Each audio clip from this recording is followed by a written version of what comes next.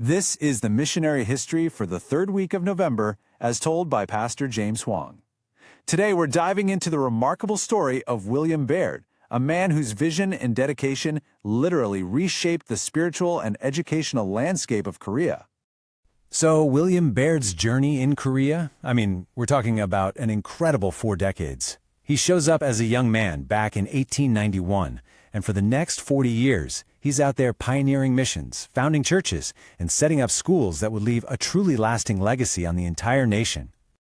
So let's start at the beginning. Our story kicks off in Busan. It's 1891, and a 28-year-old William Baird and his wife Annie land there. And you gotta understand, they were the very first missionaries to set up a permanent base in that whole region.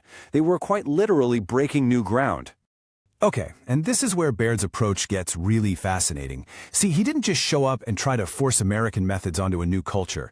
At a time when a lot of missions had this kind of top-down style, he did something different. He developed this brilliant strategy by really digging in, understanding, and then using a core part of Korean culture. He called it the sarangbang method. So, you might be asking, what exactly is a sarangbang? Well, in a traditional Korean home, this was a special room set aside for the men of the house and their guests. It was the social hub, the heart of male social life, a place for conversation, for community, for building relationships. And Baird, he looked at this and saw its huge potential.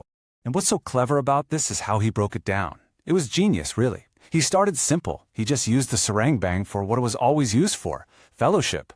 Then, step by step, he gently introduced prayer and worship into these get-togethers. He shared translated Christian writings. And almost organically, as more and more people joined in, this little meeting group it grew into what became the Choryang Church, a real cornerstone of the Busan community. But Baird's vision was bigger than just the coast. He knew it was absolutely critical to push inland, to take his mission right into the heart of the country. So, in 1895, he makes his move. He relocates his main base to Daegu, and there he basically does it all over again. He founds the Daegu Jil Church and the Kaesum Academy. But here's the really brilliant strategic part. Once it was up and running, he handed the whole flourishing mission over to his brother-in-law, James Adams. This ensured it would keep growing, freeing him up to tackle new challenges. You see, beyond just founding churches, Baird had this really deep, profound commitment to education. He wasn't just building for today. He was laying the groundwork, building institutions for Korea's future.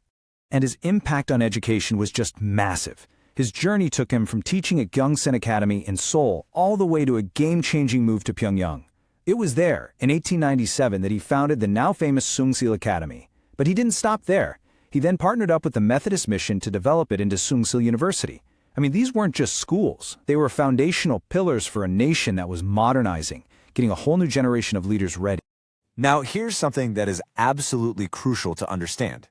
William Baird did not do this all by himself. His incredible 40-year journey was, at its heart, a deep and powerful partnership with his wife, Annie Adams Baird. And this really shows you how perfectly their roles complemented each other. While William was the big-picture strategist, the founder out there building institutions, Annie was the one building the essential resources that made it all possible. She was an incredible scholar in her own right, translating textbooks, publishing a Korean language guide to help other missionaries, and making huge contributions to the Korean hymnal. In fact, she's credited with the famous hymn, Far, Far Away. They were a true team. And the impact of all this groundwork? It was just immense. Think about this number, 21. Baird's pioneering work in Busan didn't just start one church. No, it opened a door. It laid a foundation that allowed at least 21 other missionaries from his board to follow in his footsteps. It created this amazing ripple effect across the entire region. This quote here really just says it all, doesn't it? His influential spiritual leadership laid the cornerstone for circuit preaching, school founding, and document work across Korea. From Busan to Daegu, and then later in Seoul and Pyongyang, Baird's strategic vision, this combination of preaching, education, and literature, it literally shaped the spiritual and academic future of a whole nation. His leadership was the very cornerstone of it all. So what's the big takeaway here? I think the crucial point is this. Baird's incredible lasting success wasn't just about what he brought to Korea. It was about how he respected, understood, and worked with what was already in Korea. His legacy is still so strong today because it was built on a foundation of cultural understanding, not on forcing something new from the outside. This look into mission history comes from the weekly meditation in the book Remember and Repay by Pastor James Huang. Pastor Huang, who served as a missionary in China and is now ministering in Maryland, USA, is a dedicated researcher of Korean mission history. Every week, he shares a new meditation from his book, Remember and Repay, 52 Weeks of Mission Meditation.